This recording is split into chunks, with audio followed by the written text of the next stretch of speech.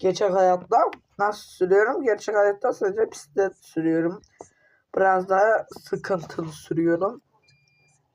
Yani rahat sürüyorum. Sıkıntısız, belasız ayrısıyla.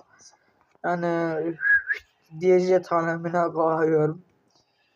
Sürüşüm iyi sürüyorum. Sürmüyorum demiyorum. Jet alemine kalkıyorum. Yani iyi sürüyorum, sürmek de demiyorum. Pratik sürüyorum, rahat sürüyorum. Yani şoförlüğümüz var da sürüyoruz. Yani laf yemeden, linç yemeden. Hayırlısıyla gelebilsek geliyor ya. Ay, şurada döndürürüz ya aracı. Az aşağı gel.